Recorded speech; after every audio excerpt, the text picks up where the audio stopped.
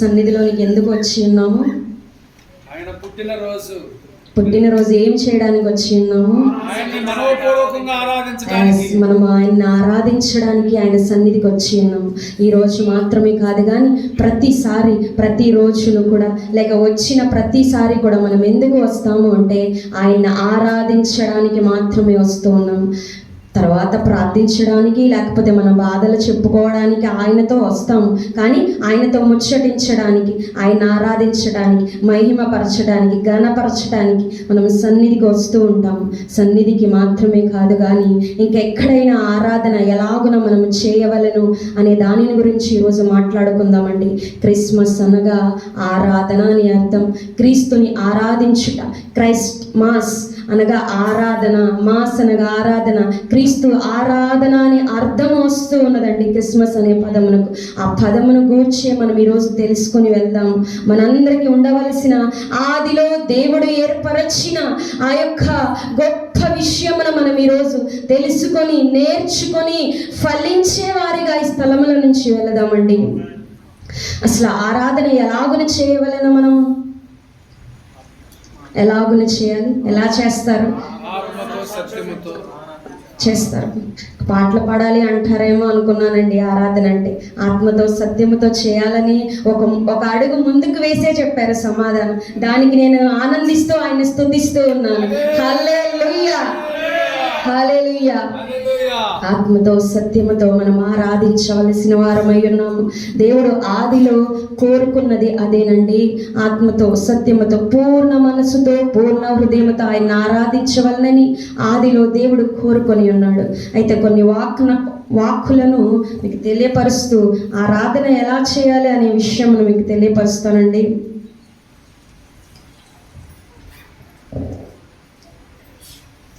మొదటగా మనం చెప్పుకున్నాం కదా, ఇప్పుడు పూర్ణ మనస్సుతో పూర్ణ హృదయంతో ఆరాధించవలసిన వారమై ఉన్నాము.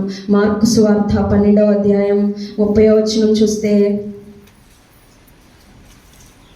సరే ఎవరైనా చదువుతారండి? నీవు నీ పూర్ణ హృదయముతోను, పూర్ణ ఆత్మతోను, నీ పూర్ణ వివేకముతోను, నీ పూర్ణ బలముతోను నీ దేవుడైన ప్రభువును సేవింపవలెననుది, ప్రేమింపవలెననుది ప్రధానమైన ఆజ్ఞ. ఏంటిదంటండి అది? ప్రధానమైన ఆజ్ఞ. రెండవది కాదు, మూడవది కాదు, నాలుగవది కాదు, ఎన్నోది? ప్రధానమైన ఆజ్ఞ. ఏం చేయాలండి? మనము ఆరాధించవలెను పూర్ణ హృదయముతో, సగము హృదయముతో కాదు, పూర్ణ హృదయముతో, పూర్ణ ఆత్మతో, పూర్ణ వివేకముతో, పూర్ణ బలముతో నీ దేవుడైన ప్రభువును ప్రేమింపవలనది ప్రధానమైన ఆజ్ఞ ఉన్నది. ప్రేమించటం అంటే ఆరాధించటం, ఆరాధించటం అనగా ప్రేమించటం అనగా, ఇప్పుడు మనము మన ఇంటిలో కానీ లేకపోతే మనకు అతి ఇష్టమైన వారిని ప్రేమిస్తూ ఉంటాం కదా. భార్యలైతే భర్తల్ని, భర్తలైతే భార్యల్ని, లేక తల్లిదండ్రులు బిడ్డలని, లేక బిడ్డలు తల్లిదండ్రుల్ని, ఇంకా కొంతమంది నానమ్మల్ని, తాతయ్యల్ని, అమ్మమ్మల్ని కూడా బిడ్డలు ప్రేమించేవారుగా ఉన్నారు. మనము మనకి ఇష్టమైన వారిని ప్రేమిస్తూ ఉంటాం. ఈహలోకంలో ప్రేమిస్తూ ఏం చేస్తాము?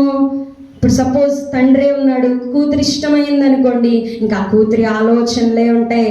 నా బిడ్డకి పుట్టినరోజు వస్తుందో, పండుగ వస్తుందో, ఇది కొనాలి, లేకపోయినట్లయితే నా బిడ్డ స్కూల్లో మంచిగా చదివించాలి, ఆ బుక్స్ కొనాలి, ఈ బుక్స్ కొనాలని ఆ తండ్రి ఏం చేస్తాడండి?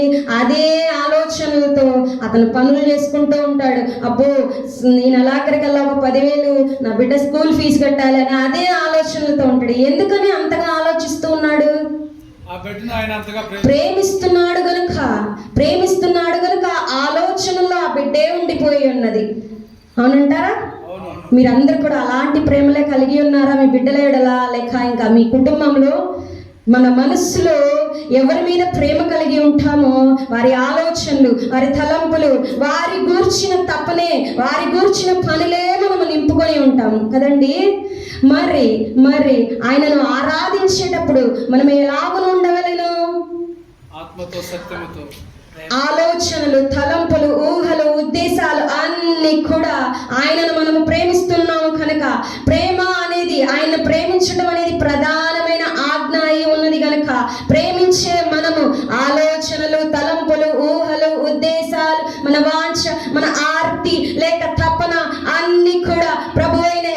యేసుక్రీస్తు మీదనే ఉండవలన్నది ప్రధానమైన ఆజ్ఞ. ఎన్నో ఆజ్ఞ అండి అది? ప్రధానమైన ఆజ్ఞ. దేవునికి మహిమ కలుగును గాక. హల్లెలూయా. అంటే ప్రధానముగా దేవుడు ఏమి ఆశించి ఉన్నాడు అంటే ఆలోచనలు, తలంపులు, ఊహలు, ఉద్దేశాలు, లేక వాంఛ, తపన, ఇంకేదైనా కావచ్చు, పనులైనా కావచ్చు, ఇంకేదైనా కావచ్చు, ఏమై ఉండాలంటే ప్రేమించడం లేక ఆరాధించడం కలిగి ఉండవాలని. ఆయన ప్రేమించుటయే ఆరాధించుట, ఆయన మీద ఉన్న తపనయే ఆరాధించుట. ఆయన అదే ప్రధానమైనదిగా మన నుంచి కోరుకొని ఉన్నాడు. ప్రతి మానవుల నుంచి కూడా ఆయన కోరుకునేది ఆరాధన.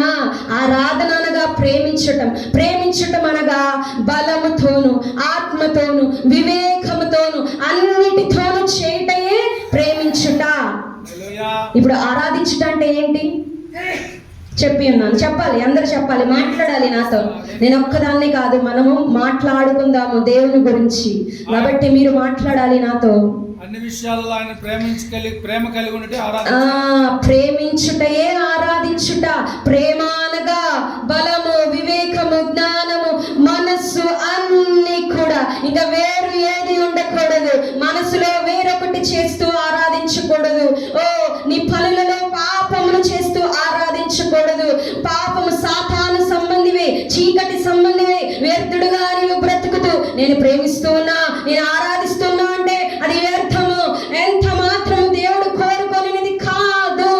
ఆజ్ఞ ఏమి అనగా, ఆయన ఇచ్చిన ఆజ్ఞ ఏమి అనగా పూర్ణ హృదయముతో, పూర్ణ మనస్సుతో ఆయనను ప్రేమింపవలెను. ప్రేమింపవలనదే ఆ ప్రధానమైన ఆజ్ఞగా ఉన్నది. ప్రేమించటం అంటేనే ఆరాధన. దేవుడు కోరుకొని ఉన్నాడండి. ఇప్పుడు మనం ఎలాంటి ఆరాధన చేస్తూ ఉన్నామో మీ హృదయములతో మీరే ప్రశ్న వేసుకోవాలి. నేను ఎలాంటి ఆరాధన చేస్తూ ఉన్నాను? నా ఆలోచనల్లో ఏమి ఉన్నది? నా తపనలో ఏమి ఉన్నది? నేను ఏమి చేస్తూ ఉన్నాను? ఒకసారి మనందరం ఆలోచించుకుందాం. నిజమైన ఆరాధన మనం చేస్తూ ఉన్నామా? ఏదో ముక్కుసూటిగా వచ్చి పాటలు పాడుతూ ఉన్నామా? చప్పట్లు కొడుతూ ఉన్నామా? సమయానికి ఆరాధనకు వచ్చేస్తూ ఉన్నామా? నేను ఆరాధన చేశాను, ఈరోజు ఆరాధనలో పాల్గొన్నాను అని చెప్తాము. అసలు పాల్గొనడం ఏంటండి?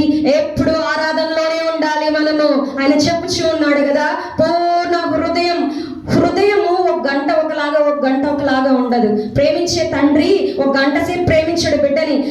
24 గంటలు ప్రేమిస్తూనే ఉంటాడు. నిద్రలో లేపి నీ బిడ్డకు జ్వరం వచ్చిందంటే ఉలిక్కి పడలేస్తాడు, అవును కదా? నీ బిడ్డకు బాలేదంటే అమ్మో బాలేదని నిద్ర నుంచి లెగిస్తాడు. ఎందుకని? ఆయన హృదయం అంటే ప్రేమ ఉంది కాబట్టి. అలాగనే మనం మన తండ్రిని ప్రేమించేటప్పుడు, ఆరాధించేటప్పుడు, మనము పండుకున్నాను, కూర్చున్నాను, తింటూ ఉన్నాను, ఏమి చేస్తూ ఉన్నాను, ఆయనను గురించిన ఆరాధన మనలో ఉండవలనండి. అదే నిజమైన ఆరాధన. అంతేగాని ఇంకా ఏదో ఆలోచిస్తూ, ఇంకా ఏదో మన హృదయంలో పాపమును దాచుకొని దేవుడు చేయకూడదు అని చెప్పిన ఆ యొక్క విషయములన్నీ చేస్తూ నేను ఆరాధిస్తూ ఉన్నానంటే నీ ఆరాధన శాపముగా వస్తుంది. అది ఎలా వస్తుందో వాక్య రూపములుగా నేను మీకు తెలియపరుస్తానండి. పరిశుద్ధాత్ముడు తెలియపరిచిన మర్మములను బట్టి, ఆయన వాక్కులను బట్టి, ఆయన ఆదిలో ఏమి కోరుకొని ఉన్నాడు, అసలు ఆరాధన ఎలాగున చేయవలను అనే ఒక విషయాన్ని చెప్తాం. ఈ విషయానికన్నా, ఈ వాక్యాన్ని చూపించే కన్నా ముందు ఇంకొక చిన్న మాట చెప్తాను. అసలు ఆయన చెప్పుచూ ఉన్నాడు కదా, చిన్న బిడ్డల వంటి మనస్సు కలిగిన వారిని ఆయన ఇష్టపడతాను అనే చెప్పుచూ ఉన్నాడు. చిన్న బిడ్డల మనసు ఎలాగనో ఉంటుంది. మన దగ్గర చిన్న బిడ్డలు ఉన్నారు కదా, వాళ్ళు వచ్చి పాటలు పాడుతూ ఉంటారు. ఆ పాటల పదాల అర్థం వాళ్ళకి తెలుసా అండి? అసలు ఇది పాడితే ఏమవుతుంది, అయితే పాడకపోతే ఏమవుతుంది అనే విషయాలు వారు ఎరిగి ఉన్నారా? అసలు మంచి చెడులు వారికి తెలుసా అండి? తెలీదు. పాడమన్నారు, నేను పాడుతున్నాను అంతే అని అక్కడ వాళ్ళు అది చేసి వెళ్ళిపోతారు. అంటే మంచి చెడులు గూర్చిన జ్ఞానం వారికి లేదు. ఏది చెప్తున్నామో అదే వారు చేస్తూ ఉన్నారు.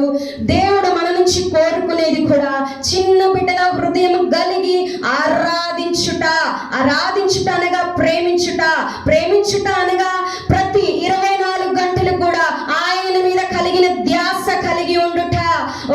ఈయన మీద నేను ధ్యాస కలిగి ఉన్నా, యేసు ప్రభు వారి మీద ధ్యాస కలిగి ఉన్నా, ఇది మంచా చెడా, ఇది లాగున చేయవచ్చా చేయకూడదా అనేది నువ్వు చేస్తే అది వ్యర్థము, అది శాపముగా మారుతుంది. లేక చెడును నీలో ఉంచుకొని చేస్తే అది శాపముగా మారుతుంది, అది వ్యర్థమై ఉన్నదండి. వాక్యములను తెలియపరుస్తాను.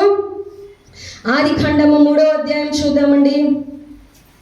దేవుడు ప్రతి మానవుని అనగా ఆదాముని సృజించినప్పుడే ఆయన కోరుకొని ఉన్నాడు కదా, ఆరాధన కావలెను అని. ఆరాధన కోరుకొని ఉన్నాడు ఆయన. ఆరాధన అనగా ప్రేమించటం. ఆయన కోరుకున్నాడు. ఆదాము మొదటి మానవుడైన ఆదామును సృజించినప్పుడే ఆయన కోరుకున్నాడు ఆరాధన, ప్రేమను.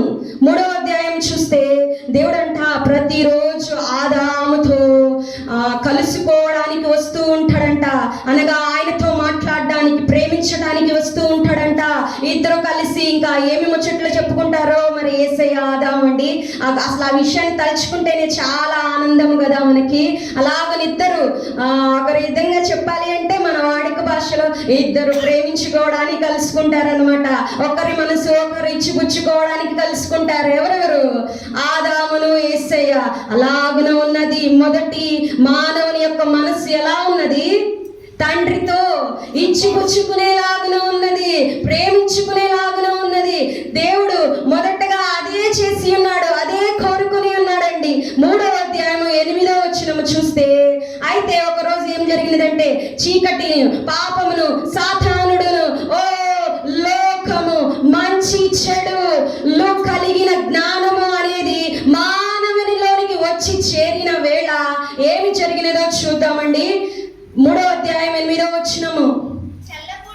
చల్లపూటను ఆదామును అతని భార్యయు తోటలో సంచరించుచున్న దేవుడైన యెహోవా స్వరమును విని దేవుడైన యెహోవా ఎదుటికి రాకుండా తోట చెట్ల మధ్యను దాగుకొనగా ఏం చేశాడండి? ఏం జరిగింది? ఏమి జరిగింది? అందరూ నా వైపు చూడాలి. చూసారా? నేను ఇప్పుడు దాకా అదే మీకు చెప్పేది. ఆరాధన అంటే ఏంటి? ఒక గంట సేపు, ఒక 5 నిమిషాల సేపు ఉండడం కాదు. హృదయ పూర్తిగా వేళలా ఆయన మీదే మనస్సు నిమగ్నమై ఉండాలి. అదే ఆరాధన. మన ఆలోచనలో, తలంపుల్లో మనం ఏం చూస్తూ ఉన్నా, ఏం చేస్తూ ఉన్నా, ఎలాగన ఉన్నా ధ్యాస అంతా దేవుని మీదే ఉండాలి. అదే ఆరాధన, ఇంకా వేరొకటి కాదు. ఆయన కోరుకునేదే మన నుంచి అది. ప్రతి మానవు నుంచి కోరుకునేది అదే. అయితే ఈ యొక్క మొదటి యొక్క మనుష్యుడైన ఆదాము దగ్గరికి దేవుడు వచ్చే సమయానికి, అంటే ప్రతిరోజు లాగానే కలుసుకుందామని వచ్చాడు. నా బిడ్డ ఆరాధన హృదయం కలిగి ఉన్నాడు, నన్ను ప్రేమిస్తూ ఉన్నాడనే మరలను ఆయన వచ్చి ఉన్నాడు. వచ్చే సమయానికి ఏం జరిగి ఉన్నదండి? ఆయన రాలేక ఏం చేస్తూ ఉన్నాడు? ఎదుటికి రాకుండా తోట చెట్ల మధ్యను దాగుకొనగా ఎదుటికి రాలేకపోయి ఉన్నాడు. ఎందుకు రాలేకపోయి ఉన్నాడు? మంచి చెడులు అనే యొక్క ఫలమును తిని ఉన్నాడు గనుక మంచి చెడులు, వివేకము, జ్ఞానము వచ్చేసింది కనుక ఏమై ఉన్నది? దేవుణ్ణి కలుసుకోలేకపోయి ఉన్నాడు. మనం ఇంతకు ముందే చెప్పుకున్నాం కదా, చిన్న బిడ్డల వలె హృదయం కలిగి ఉండాలని. అంటే మంచి చెడులు మనకి ఇంకా అనవసరం. గుడ్డిగా దేవుణ్ణి ఆరాధించాలి, బ్లైండ్గా. ఇంకా వేరొకటి ముందేం జరుగుతుంది, వెనక ఏం జరుగుతుంది? వాక్యం సెలవిస్తూ ఉన్నది కదా, ఓ చూచిన వారి కంటే చూడకుండా నమ్మిన వారు ధన్యులు అని. అలాగన మనం చూడకుండా, తెలియకుండానే ఇది ఇంకా ఏమి జరుగుతుంది? యేసుని ఆరాధిస్తే, ఇంకా యేసుని ప్రేమిస్తే, యేసు కోసం నేను ఇది చేస్తే ఏమవుతుంది? ఓ లేకపోతే ఇవన్నీ తెచ్చాను, లేకపోతే ఇంత కష్టపడాను కదా దేవుని కోసం, ఈ కష్టపడటం ద్వారా నాకు ఏమి వస్తుంది? ఓ లేకపోతే నేను ఇన్ని కానుకలు ఇచ్చి ఉన్నాను కదా, ఈ కానుకలు ఇస్తున్నా నాకేమి వస్తుంది? ఓ నేను దేవుని కొరకు ఇంత బాట్లు పడుతూ ఉన్నాను కదా, లోకంలో శ్రమను అనుభవిస్తూ ఉన్నాను కదా, లేక నేను దేవుణ్ణి మోస్తూ ఉన్నానని నా అన్నవారే నన్ను చీదరించుకుంటూ ఉన్నారు కదా, వ్యర్థుడుగా చూస్తూ ఉన్నారు కదా, నాకేమి వస్తుంది అనేది నువ్వు ఆలోచించినట్లయితే ఎంత మాత్రము నీకు ఫలము రాకపోగా ఆదాముకు వచ్చినట్లుగా శాపములు మాత్రమే వచ్చినండి. ఆలోచించే వారిగా ఉన్నట్లయితే నిజమైన ఆరాధన మనము చేయటలేదు.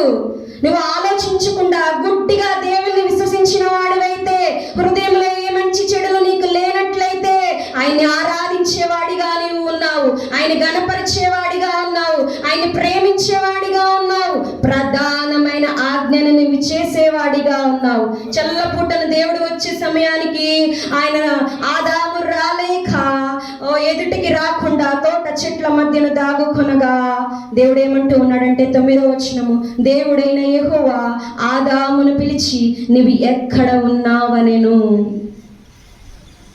దేవుడికి కనపడదండి, అన్ని చూడగలడు కదా, అన్ని చూడగలడు. అయినా ఏమంటున్నాడు, ఎక్కడ ఉన్నావు అంటూ ఉన్నాడు. అంటే ఇదివరకు ఉన్న ఆదాము కాదు, లోపలికి ఏమొచ్చేసింది, చెడు వచ్చేసింది. ఇంకా అందుకని అసలు నా బిడ్డ ఏడి అని ఎత్తుక్కుంటూ ఉన్నాడు. ఒక్కొక్కసారి మనం మన బిడ్డలతో అంటాం, నువ్వేరా ఈ రోజు ఉన్నది అంటాం, అవునా? ఎందుకని, వేరుగా ఉన్నాడని, అవునా? ఆదాముతో అదే అంటున్నాడు దేవుడు, ఎక్కడ ఉన్నావు అంటున్నాడు. ఉంటున్నాడు మనిషి, తెలుస్తూ దేవుడికి. అంటే ఆదాము తన బిడ్డ కాదని ఆయన అక్కడ అంటూ ఉన్నాడు అనమాట. నా ఆదాము కాదే, మేమిద్దరము ప్రతిరోజు చల్లపూట వేళ నడుస్తా మాట్లాడుకుంటామే, ఆ ఆదాము కాదే, మేమిద్దరము ప్రేమించుకుంటామే, అటువంటి ఆదాము కాదే, ఇతడు నా ప్రియుడు కాదే, ఇతడు నా బిడ్డ కాదే, నా స్నేహితుడు కాదే, ఇతనిలో పాపము ఉన్నదే, నన్ను ఆరాధించుటలేదే, చెడు వచ్చి ఉన్నదే. వివేకము, మంచి చెడులు, లాభ నష్టములు యోచించే ఆ యొక్క మనసు వచ్చి ఉన్నది గనుక ఈ బిడ్డ నా బిడ్డ కాదు అని ఎక్కడ ఉన్నావు ఆదాము అని అడుగుచు ఉన్నాడండి. ఈ రోజు మనల్ని ప్రశ్నిస్తూ ఉన్నాడు. నీలో కూడా ఆరాధన లేకపోయినట్లయితే లాభ నష్టములు మనం అనుకుంటాం ఒక్కొక్కసారి, ఇంత భక్తి చేస్తూ ఉన్నాను కదా, ఇంతకాలం చేసి ఉన్నా, ఒక 10 ఏళ్ళు అయింది నేను ఆయన ప్రార్థన చేస్తూ ఆరాధిస్తూ, ఒక 30 సంవత్సరాల నుంచి నేను ఆలయానికి వెళ్తూ ఉన్నా, నాకు ఏం చేశాడు ఆయన అనే మనసు నీలో వచ్చిందనుకో, ఆయన అంటూ ఉన్నాడు, ఓ నా ప్రియ సహోదరి ఎక్కడ ఉన్నావు నీవు అని అంటూ ఉన్నాడు. ఎక్కడ దాగుకున్నావు సహోదరుడా అంటూ ఉన్నాడు. అటువంటి ఆలోచనలు అవిశ్వాసమైనవి, అలాంటి ఆలోచనలుగా నువ్వు కలిగి ఉన్నట్లయితే ఆయన అడుగుచు ఉన్నాడు. అసలు నీవు కనబడటం లేదంట, ఆయనకి కనబడటం లేదంట, ఆయన మనల్ని చూడటం లేదంట. ఎందుకంటే అప్పుడు మనం ఆయన బిడ్డలను కాదు కదా, ఆయన్ని ఆరాధించేవారు మాత్రమే, ప్రేమించేవారు మాత్రమే ఆయనకు కనపడేదారు, ఆయనతో కలిసి నడిచెదరు, ఆయనతో సహవాసము చేసెదరు. పూర్ణ హృదయముతో, పూర్ణ బలముతో, ఏక మనస్సుతో, నీవు ఇంకా వేరొకటి ఆలోచించకుండా, హృదయంలో ఏమీ లేకుండా, లాభ నష్టములు మంచి చెడులు చూసుకొనకుండా నువ్వు యేసును ప్రేమించగలిగితే, ఆరాధించగలిగితే, అప్పుడే నీవు ఆయనతో కలిసి నడిచెదవు, ఆయనతో సహవాసము చేసేదవు, ప్రేమను ఇచ్చిపుచ్చుకుందువండి. ఎంత గొప్ప విషయము కదా. ఆలోచిద్దాము, మన హృదయములతో ప్రశ్న వేసుకుందాము, నేను ఎలాగున ఉన్నాను అని ఆలోచిద్దామండి. తర్వాత ఏమై ఉన్నది, అలాగున అనిన తర్వాత దేవుడు అదే అధ్యాయం 3వ అధ్యాయము 16వ వచనం ఒకసారి చూసినట్లయితే,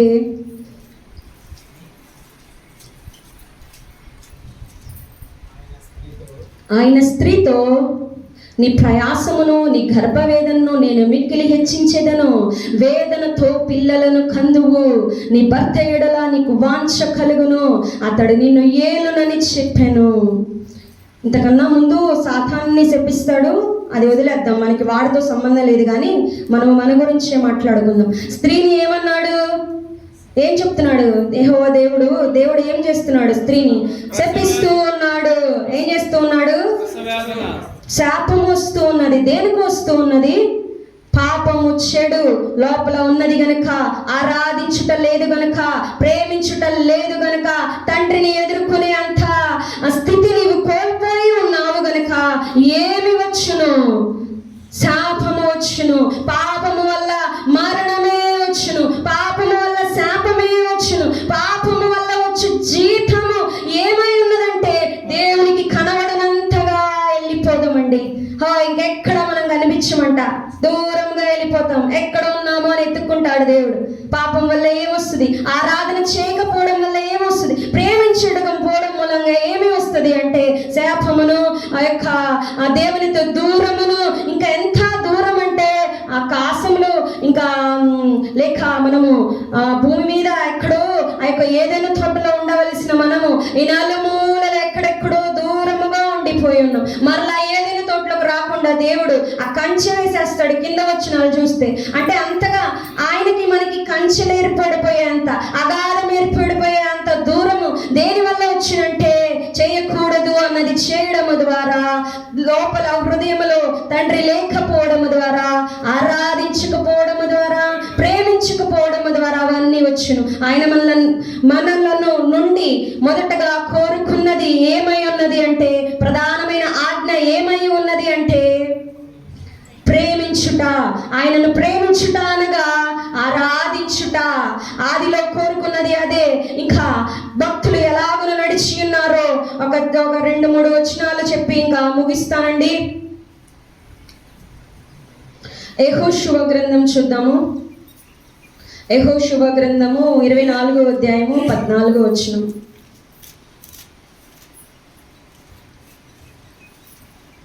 యెహోషువ గ్రంథం 24:14. కాబట్టి మీరు గట్టిగా చదవండమ్మా.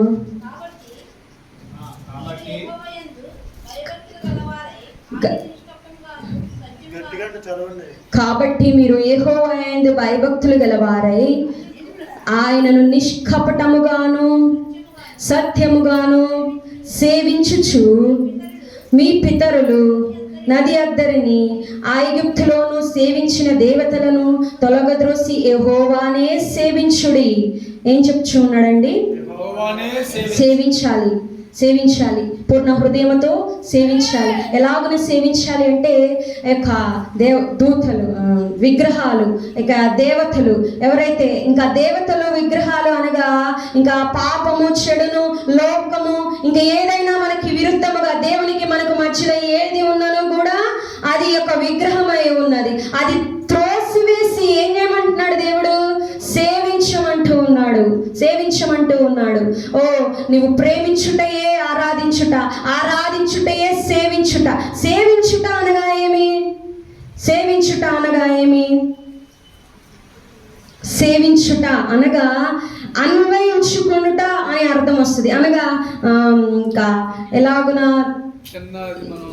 అన్వయించుకొనుట, అంటే మనలోనికి ఇముడ్చుకొనుట అనే అర్థాలుగా వస్తూ ఉంటాయి. ఇముడ్చుకొనుట అంటే యేసయ్యని, ఆ యొక్క దేవుణ్ణి మనం ఏం చేయాలంట?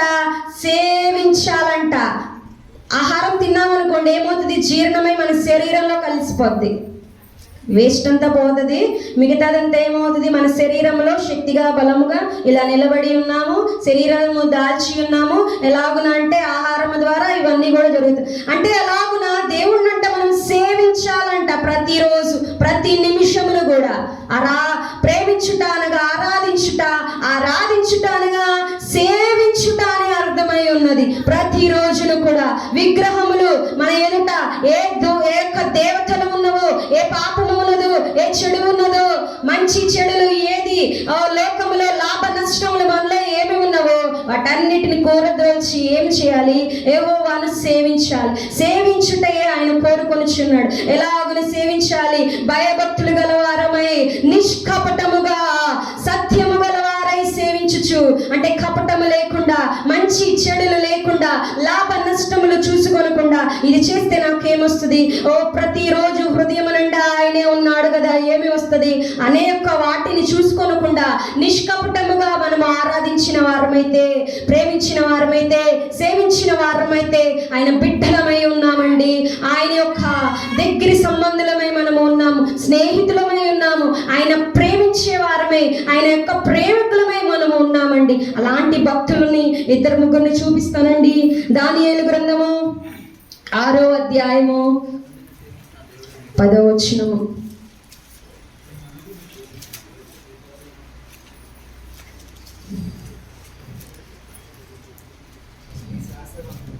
ఇట్టి శాసనము సంతకము చేయబడనని దానియేలు తెలుసుకొనెను.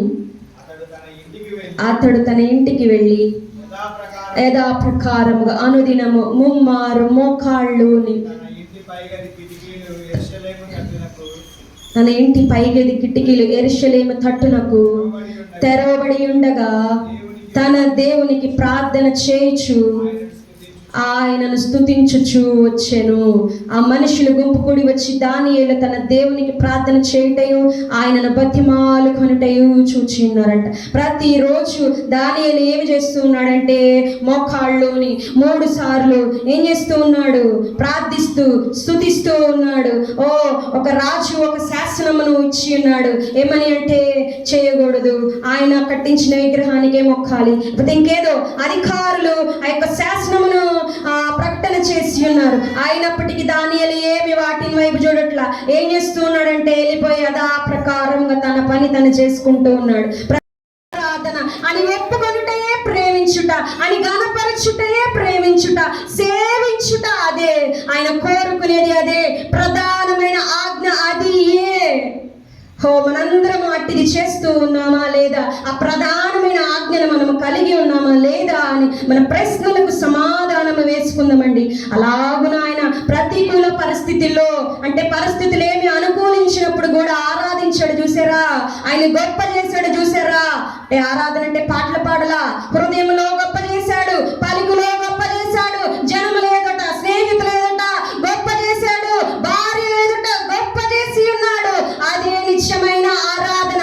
ఆ ఆరాధన కలిగి ఉన్నాడు కనుకనే అతనికి మరలను 2 అంతలుగా దేవుడు ఇచ్చి ఉన్నాడండి. మరలను ఫలము పొందుకొని ఉన్నాడు. ఆ ప్రార్థన ద్వారా ఫలము పొందుకొని ఉన్నాడు. పూర్ణ హృదయంతో సేవించుట ద్వారా ఫలమును పొందుకొని ఉన్నాడు. ప్రేమించుట ద్వారా ఫలమును పొందుకొని ఉన్నాడు. ఆదామైతే ఆనాడు ఆ ఫలములు పోగొట్టుకొని ఉన్నాడండి. కానీ మన యోబు గారైతే ఫలము పొందుకొని ఉన్నాడు. మన దానియేలు గారైతే ఫలమును పొందుకున్నారు. ఇంకా మనం బైబిల్లో చూస్తే చాలా మంది మన భక్తులు, మన కొరకు దేవుడు తెలియపరిచిన ఈ పరిశుద్ధ గ్రంథంలో ఎంతో మంది భక్తులు ఉన్నారు. పూర్ణ హృదయంతో ఆరాధించి సేవించి ఆయన్ని గొప్ప చేసి మహిమపరిచి అనుకూల పరిస్థితుల్లో మాత్రమే కాదు, యోబు గారు ధనవంతుడుగా ఉన్నప్పుడు మాత్రమే కాదు, మొత్తము పోయిన తర్వాత కూడా ఎలాగో ఆరాధించి ఉన్నాడు. అట్టి స్థితిలో చేసిన భక్తులు ఎంతో మంది ఉన్నారండి.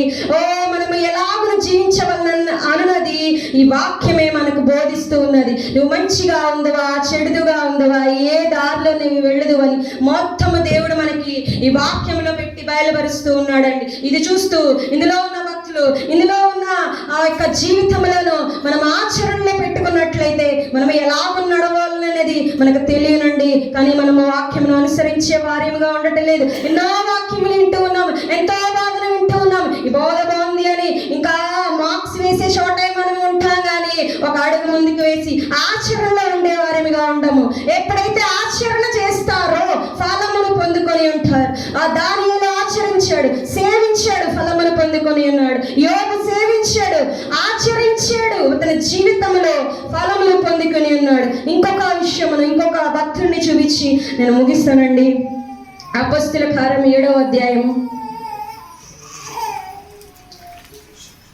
సరే, ఇంకొక విషయాన్ని చెప్పేసి ఇంకా స్టెఫన్, ఇంకా వాక్యాలు ఏం చూడదులేండి, నేను చెప్పేస్తాను. స్టెఫన్ కూడా అంతేనండి. ఎలాంటి స్థితిలో దేవుడిని ఆరాధించి ఉన్నాడండి, మనందరికీ తెలిసిన విషయమే. రాళ్లతో కొట్టి చంపేస్తూ ఉన్నా సరే ఆనందిస్తున్నాడంట. ఆయన అయితే ఏకంగా సంతోషిస్తున్నాడంట. ఎందుకని? హృదయములో ప్రేమ కలిగి ఉన్నాడు, ప్రేమను పంచుకుంటూ ఉన్నాడు. ఇంకా లోకం కనిపించట్లా ఆయనకి, ఎక్కడ కనిపించట్లా, బాధించే ఆ యొక్క బట్టలు కనిపించట్లా, ఆ రాళ్ల సైజు కనిపించట్లా, గాయపరచబడితే వచ్చే రక్త వేదన తెలియట్లా. ఎందుకని? ప్రేమలో ఉన్నాడు. ఎందుకని?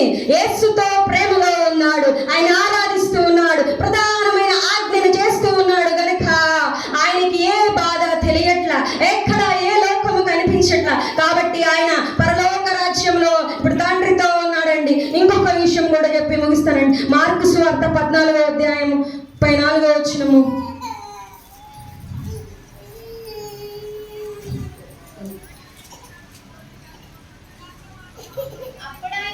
అప్పుడు ఆయన నా ప్రాణము మరణమగునంతగా దుఃఖములో మునిగి ఉన్నది, మీరు ఇక్కడ ఉండి మెలకువగా నుండని వానితో చెప్పాను. ఇవన్నీ ఎవరు చెప్తున్నారంటే యేసు ప్రభువారు. నేనేం చెప్పాలనుకున్నానంటే యేసు ప్రభువారి గురించి చెప్పాలనుకున్నా. ఆయన కూడా ఆరాధన చేసి ఉన్నారు. ఈరోజు మనకి మాదిరిగా వచ్చిన వారు ఎవరు అంటే యేసు ప్రభువారు. ఈరోజు మనం యేసు ప్రభువారి పుట్టికను గురించి మనం ఇక్కడంతా ఇలా కూడి ఉన్నాం, ఆరాధిస్తూ ఉన్నాం. ఆయన పుట్టికే మాదిరిగా మన ముందు ఉంచబడి ఉన్నది. ఆయనే ఆరాధనగా వచ్చి ఉన్నాడు. అది ఎలాగున అంటే తండ్రి సింహాసనము ఎదుట, లేక సింహాసనము పైన, లేక తండ్రి యొక్క ప్రేమలలో ఆ యొక్క రొమ్ముల మీద, లేక ఆయన ఎదుట ఉండే ఆ లారుముదిగా ఉన్న సుకుమారుడు తండ్రి మాట కొరకు తండ్రి ఆరాధిస్తూ ఆ యొక్క పశువుల తొట్టిలో పెట్టబడి ఉన్నాడండి. ఆ యొక్క నీచమైన పశువుల తొట్టిలో ఏమి వేస్తారంటే కుళ్ళిపోయిన పదార్థాలన్నీ వేస్తారు. అందులో కూడా వచ్చి ఉండడానికి ఇష్టపడ్డాడు. ఎందుకు ఇష్టపడ్డాడు? యెహోవాను ఆరాధిస్తూ ఉన్నాడు యేసు ప్రభువారు. ఆయన మాటకు లోబడి ఉన్నాడు. ఆయన చిత్తమును చేయడానికి మాత్రమే వచ్చి ఉన్నాడు కనుక ఎంత ప్రతికూల పరిస్థితి అయినా, ఎవ్వరు కూడా ఉండడానికి ఆ యొక్క అసహించుకునే స్థితి అయినా అసలు స్థలం లేదంట. అసలు ఇంకా పశువుల దొడ్డి అంటే ఆ యొక్క వేస్ట్తో అంతా చండాలంగా వ్యర్థములతో ఉండదండి. ఒక్కసారి ఆలోచించుకుందాం. ఆ యొక్క బంగారం కన్నా మేలైన స్థితిలో ఆ యొక్క పొజిషన్లో ఉంటాడు కదా దేవుడు. ఆ పరిస్థితుల్లో ఉండే దేవుడు అనీచమైన స్థితిలో కూడా రావడానికి ఎందుకు ఇష్టపడ్డాడంటే ఆరాధిస్తూ ఉన్నాడు, తండ్రిని ప్రేమిస్తూ ఉన్నాడు, సేవిస్తూ ఉన్నాడు, ఘనపరుస్తూ ఉన్నాడు. అందుకనే తండ్రి మాటకు లోబడి ఆ యొక్క నీచమైన స్థితిలోకి రావడానికి ఇష్టపడ్డాడు. అంత మాత్రమే కాదు, ఎంతో అవమానకరమైన, ఎంతో దోషపూరితమైన, ఎంతో నీచమైన బుద్ధి తన్ని అవమానపరిచి ఉమ్మ ఊసి శరీరాన్ని చీల్చివేసి ఆఖరి బొట్టు కూడా కారే వరకు కూడా అంత వేదనను ఎందుకు భరించి ఉన్నాడంటే ఆరాధిస్తూ ఉన్నాడు గనుక, ప్రేమిస్తూ ఉన్నాడు గనుక, సేవిస్తూ ఉన్నాడు గనుక. ఆయన మనకు మాదిరిగా ఉన్నాడండి.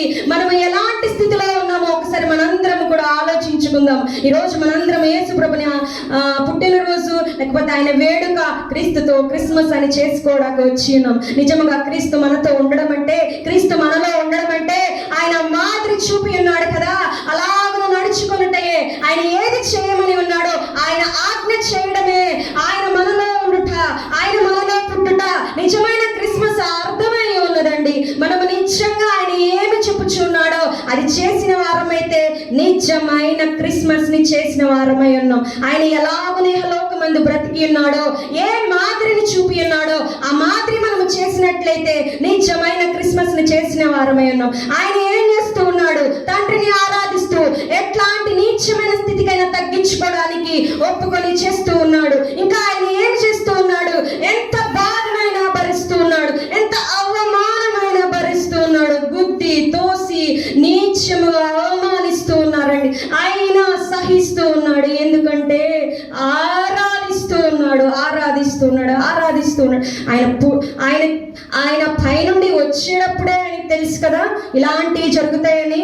ఆయన సరే వచ్చాడు ఒప్పుకొని. ఎందుకు వచ్చి ఉన్నాడు? ఆరాధిస్తున్నాడు, ప్రేమిస్తున్నాడు కనుకనే వచ్చి ఉన్నాడు.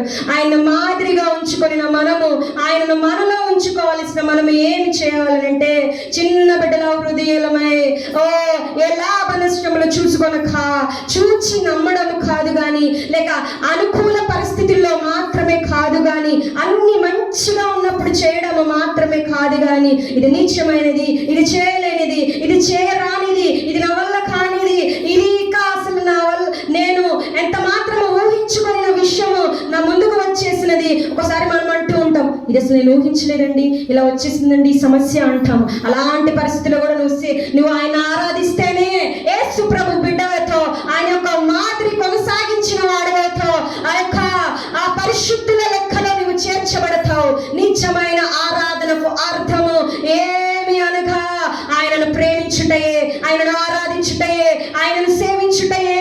ఎలాంటి స్థితిలో అయినా ఆరాధన చేయట మాత్రమే నిజమైన క్రిస్మస్ కు అర్థమై ఉన్నదండి. దేవునికే మహిమ కలుగును గాక. హల్లెలూయా, హల్లెలూయా, హల్లెలూయా. మనమందరం కూడా నిత్యమైన ఆరాధన ఇది మొదలుకొని చేద్దామండి. ఒకవేళ ఇంతకుముందు చేసినాను చేయకపోయినాను పర్వాలేదు, కానీ తండ్రితో ఒక ఒప్పందం చేసుకుందాం. తండ్రి నీకు స్తోత్రములయ్యా, అయ్యా నిన్ను ఆరాధించే హృదయం నాకు దయచేయ అంటూ అందరం కూడా మోకరించి చిన్న ప్రార్థన చేసుకుందామండి.